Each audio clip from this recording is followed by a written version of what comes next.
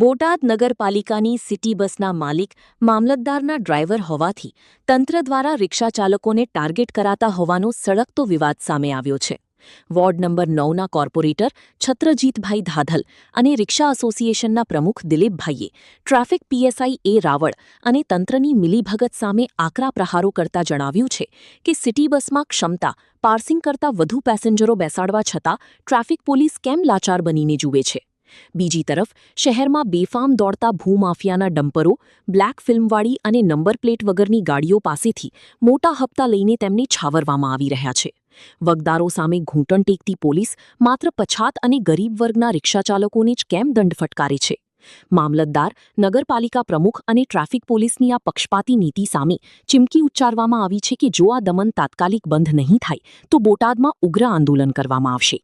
છત્રજીતભાઈ દાદલ, બોટાદ નગરપાલિકા ward number 9ના corporator. મને માહિતી મળી મીડિયા દ્વારા અને આપ દ્વારા કે રિક્ષાને અહીંથી આગળ પાણીની ટાંકી આગળ ઊભી રાખવામાં કહેવામાં આવ્યું છે. નગરપાલિકા દ્વારા સૂચના મળી અને ટ્રાફિક પોલીસે આ કાર્ય કર્યું છે, જેના હિસાબે અહીંયા હજારો યાત્રિકો આજે સાળંગપુર ધામ, પાળિયાદ ધામ આવતા હોય તો હેરાન પરેશાન થાય છે. તો મારે નગરપાલિકાને એટલું જ કહેવું છે કે સિટી બસ બહાર હોવી પડે, રિક્ષા રેલવે સ્ટેશન લગીને ઠેઠ ઉતારી જાય. આમાં ઘણા બુજુર્ગો હોય, માતાઓ, વડીલો બધા આવતા હોય તો એને હેરાન પરેશાન થાય છે. તો તાત્કાલિક ધોરણે આનું નિરાકરણ આવવું પડે. મિનિમમ 40 વર્ષથી જે ટ્રેન છે અમારું, એ ટ્રેનમાંથી અમને હટાવવામાં આવ્યા છે અને ત્યાં સિટી બસ મેકવામાં આવી છે. અને ટ્રાફિકના પીએસઆઈ રાવલ સાહેબ એ લોકોએ સિટી બસને ત્યાં મેકવા દીધી અને અમારી રિક્ષાવાળાને બધાને બહાર કાઢ્યા છે કે તમારે રેલવે સ્ટેશન આવવાનું જ નહીં.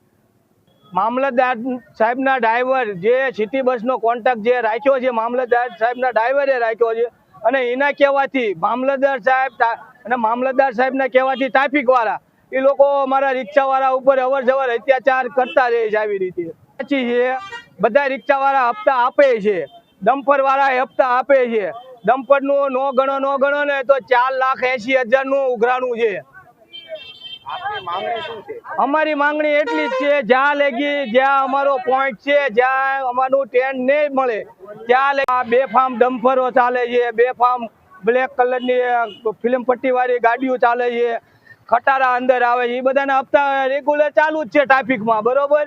તો એ લોકો મોટા ગાડા છે, એ લોકો મોટા હપ્તા આપી શકે. રિક્ષાવાળાની પોઝિશન એવી છે નહીં. એટલે રિક્ષાવાળાને અવર જવર આ લોકો ટ્રાફિકવાળા અવર જવર હેરાન કરવામાં આવે છે. આની પહેલા તે વાઘેલા સાહેબ હતા તારે ગેરવર્તન કરવામાં આવ્યું હતું. અત્યારે રાવલ સાહેબ છે તો રાવલ સાહેબ દ્વારા તે ગેરવર્તન રિક્ષાવાળા ભારતના નાગરિક છે કે અથવા આતંકવાદી છે?